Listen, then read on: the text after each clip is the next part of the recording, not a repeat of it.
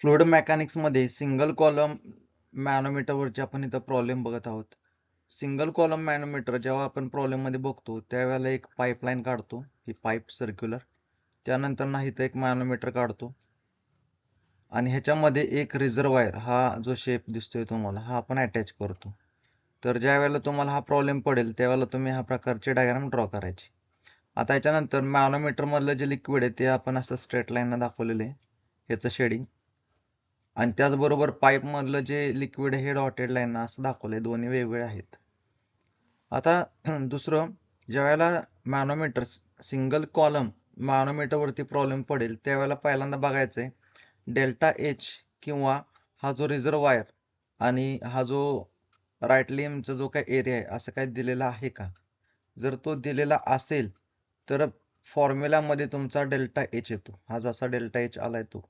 जर समजा ह्यापैकी काही दिलं नसेल तर ही जी टर्म आहे रो जी डेल्टा एच आणि रो जी डेल्टा एच, ही टर्म कॅन्सल करायची आणि राहील तो फॉर्म्युला आपण इथं ऍड करणार. तर पहिल्यांदा आपण प्रॉब्लेम बघूया. A single column manometer is connected to a pipe containing liquid of specific gravity 0.9. तर हा जो मॅनोमीटर आहे हा पाईपला कनेक्ट केलेला आहे आणि ह्या पाईप मध्ये जे काय लिक्विड आहे त्याची स्पेसिफिक ग्रॅव्हिटी मध्ये S1 ची व्हॅल्यू दिली 0.9. तर आपण इथं लिहिलंय 0.9 S1 आहे. S for specific gravity and rho for density. पुढे म्हणले find pressure in a pipe. म्हणजे आपल्याला प्रेशर काढायचे तर ए पॉइंट इथं पाईपचा सेंटर पॉइंटला ए नाव दिले, त्यामुळे ह्या पॉइंटचं प्रेशर आहे P. If area of reservoir, म्हणजे हा जो रिझर्वायर आहे ह्या रिझर्वायरचा एरिया आपण कॅपिटल ए न दाखवतोय. Capital A area of reservoir is म्हणजे इथे इक्वल टू साइन आपण देऊया 100 टाइम्स, म्हणजे 100 एरिया ऑफ द ट्यूब. तर हा जो ट्यूब आहे त्या ट्यूबला आपण स्मॉल ए आपण म्हणतोय, तर ए. तर ह्या प्रकारे आपण इक्वेशन बनवलेलं आहे for manometer reading as shown in figure. तर हे जे डायग्राम दिले ह्यासाठी the specific gravity of mercury is 13.6. तर मर्क्युरीची स्पेसिफिक ग्रॅव्हिटी दिली 13.6. म्हणजे काय, तर मॅनोमीटर मध्ये लिक्विड आहे ती आहे मर्क्युरी आणि त्याची स्पेसिफिक ग्रॅव्हिटी म्हणजे एस ची व्हॅल्यू दिली 13.6. जर मर्क्युरीची स्पेसिफिक ग्रॅव्हिटी दिली नसेल तर आपण ती 13.6 ही अजूमच करायची. आता आपण बाकीचे जे काही व्हॅल्यू आहेत त्या डायग्राम मधनं बघणार आहोत. तर डायग्राम मध्ये आपल्याला कोणत्या व्हॅल्यूज दिलेल्या आहेत, तर सेंटर ऑफ पाईप पासून ते डेटम लाईन, ही जी लाईन आहे ही डेटम लाईन आहे. या डेटम लाईनच्या खाली मॅनोमीटर मधलं लिक्विड असतंय. तर याची जी हाईट आहे ती H1 न दाखवले 20 सेंटीमीटर. H1 आहे 20 सेंटीमीटर. मीटर मध्ये कन्वर्ट करण्यासाठी 10⁻² न मल्टिप्लाय करा किंवा 20 ला 100 न भागा. आन्सर मिळेल 0.2 मीटर. नेक्स्ट आहे H2 ची व्हॅल्यू आहे 50 सेंटीमीटर. H2 दिलाय 50 सेंटीमीटर. त्याला ह्याच प्रकारे एक तर 10⁻² न गुणा किंवा 50 ला 100 न भागा. आन्सर मिळेल 0.5 मीटर. तर आपण बऱ्यापैकी सगळ्या व्हॅल्यूज काढलेल्या आहेत. आता फक्त आपल्याला इथं काय काढायचंय, तर डेल्टा एच आपल्याला इथं फाइंड आउट करायचा आहे. आता डेल्टा एच काढण्यासाठी आपण काय करणार, तर पहिल्यांदा हा रेशो घेणार small A upon capital A. Small A upon capital A is equal to 100. मग आता आपण डेल्टा एच काढण्यासाठी यूज काय करणार, तर बघा ह्या इथला व्हॉल्यूम जो असेल तो असणार एरिया इंटू हाईट. तर हाईट किती असते, तर डेल्टा एच एवढी हाईट आहे, इथली जी हाईट आहे. आणि त्याचबरोबर ह्या ठिकाणची हाईट आहे ती एवढी हाईट. यासाठी असलेला व्हॉल्यूम म्हणजे हा जो एरिया इंटू H2 हा झाला याचा व्हॉल्यूम, ह्या पॉइंट पासून ते ह्या ठिकाणपर्यंत. तर हा झाला हाईट. आता आपण बघूया delta H is equal to A upon capital A H2. हे इक्वेशन आपण यूज करणार आहोत. तर small A upon capital A ह्याचं आन्सर आपण इथं काढले 1/100. H2 ची व्हॅल्यू आहे 0.5 मीटर. आपल्याला डेल्टा एच मिळेल 0.005. आता कॅल्क्युलेटर मध्ये तुम्हाला ही जर व्हॅल्यू आली नाही तर शिफ्ट प्लस ENG सिम्बॉल दिला असेल कॅल्क्युलेटरवर, तो प्रेस करा किंवा फक्त ENG प्रेस करून बघा, तुम्हाला आन्सर मिळेल 0.005. अदरवाईज 5 × 10⁻³ असा तुम्हाला आन्सर मिळू शकतं. आता आपण फॉर्म्युला बनवूया ह्या केससाठी. तर ही जी डेटम लाईन आहे ती आपण ही ॲझ्युम न करता ही जी खाली रेड लाईन मध्ये दिसते ही आपण डेटम लाईन ॲझ्युम करणार आहोत. आणि ह्या डेटम लाईनच्या वरती हे डॉटेड लिक्विड आहे आणि ह्याच डेटम लाईनच्या वरती ह्या ठिकाणी हे जे मर्क्युरी आहे ते आहे. आपण असं ॲझ्युम करणार आहोत. तर बघा ही जी डॉटेड लाईन दिसते ह्याच्या लेफ्ट साईडला लेफ्ट साईडचं प्रेशर असेल आणि ह्याच्या राईट साईडला आपण राईट साईडचं प्रेशर कन्सिडर करणार. तर ह्या पाईप मधलं प्रेशर आहे PA. सेंटर ऑफ पाईप पासून ते ह्या ब्ल्यू कलरच्या लाईन पर्यंत हाईट आहे H1. ह्याच्यासाठीच जे काय प्रेशर आहे ते आहे ρ1G(H1). ρ1 याचा अर्थ ह्यामधलं लिक्विडची डेन्सिटी ρ1. H याचा अर्थ इथून ही हाईट H1 ρ1G(H1) प्लस आता ही जी लाईन आहे रेड लाईन पर्यंतची हाईट आहे त्याला ही डेल्टा H.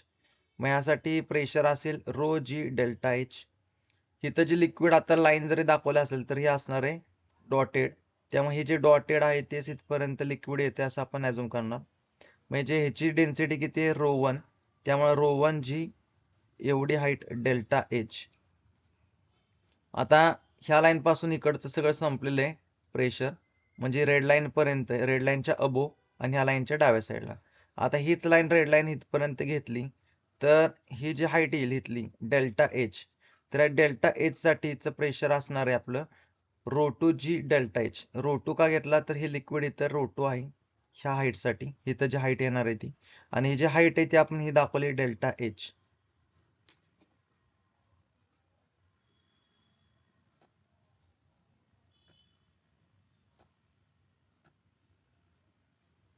तर ही जी डेल्टा H आहे या हाईट साठी आपण काढलं ρ2G∆H. इथून वरती जे प्रेशर आहे ते आहे ρ2GH2. प्रेशर किती असणार आहे ρGH. मग ρ2 का आला तर हा हे जे लिक्विड आहे ρ2 आहे, हाईट आहे ती H2 आहे. तर या प्रकारे आपण हे करून घेणार. जर डेल्टा H साठी ह्या दोन्ही रिझर्वायरचा एरिया किंवा डेल्टा H दिला नसेल तर ह्या दोन्ही टर्म आपल्या कॅन्सल होतील. आपल्या केसमध्ये दिलंय त्यामुळे आपण हे इक्वेशन बनवलं. आता ह्याच्या पुढे काय करायचंय तर आपल्याला PA काढायचं आहे, म्हणून PA इथं ठेवला. बाकी ही टर्म आणि ही टर्म दोन्ही टर्म आपण ह्या साईडला घेणार. ह्या दोन्ही टर्म ह्या साईडला घेतल्यानंतर आपल्याला काय मिळेल तर ही टर्म इकडे घेतल्यावर मायनस आणि ही टर्म इकडे घेतल्यावर काय होईल मायनस. म्हणजेच दोन्ही संगट टर्म घेणार, त्यामुळे आपल्याला इथं काय मिळेल मायनस ब्रॅकेट मध्ये ρ1G sorry ρ2GH2 as it is ρ2GH2 plus ρ2G∆H plus ρ1G∆H minus होणार आहे ह्या साईडला घेतल्यावर, ρ1GH1 मायनस होणार आहे ह्या साईडला घेतल्यावर. इथं काय केलंय तर डेल्टा H च्या टर्म एकत्र घेतलेल्या आहेत आणि ज्या डेल्टा H नाही त्या बाजूला घेतलेल्या आहेत. आता या दोन्ही मध्ये डेल्टा H तो बाहेर काढला तर आपल्याला काय मिळेल मायनस O.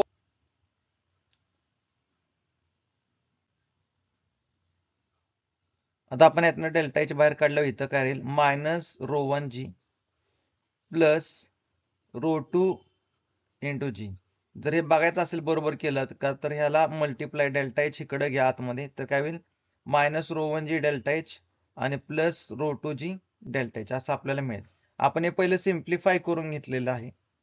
आता आपण ह्याच्यामध्ये व्हॅल्यू टाकणार. व्हॅल्यू कुठल्या टाकणार तर ρ1 आणि ρ2 या सगळ्या आपल्याला व्हॅल्यूज टाकायच्यात.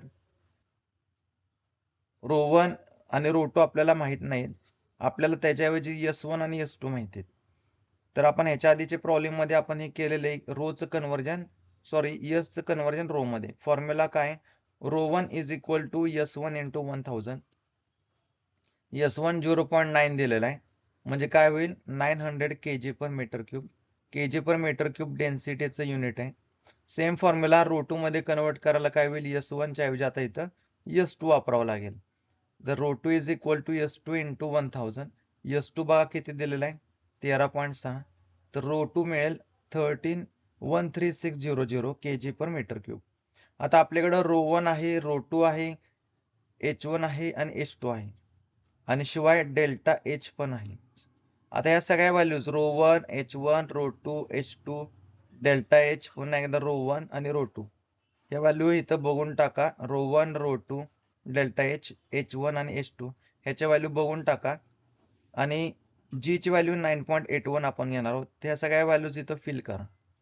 आणि आता कॅल्क्युलेटर मध्ये तुम्हाला ही जी टर्म आहे या टर्मचा आन्सर मिळेल -1765.8. ही जी व्हॅल्यू आहे याचा आन्सर मिळेल 66708 आणि पूर्ण जी टर्म आहे याचा आन्सर मिळेल 622.935.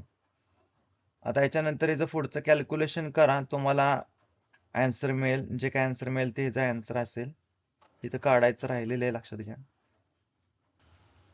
तर याचा आन्सर येते 65565.13. तर एकदा चेक करून बघा आणि ह्या टाईपचा प्रॉब्लेम सॉल्व्ह करा.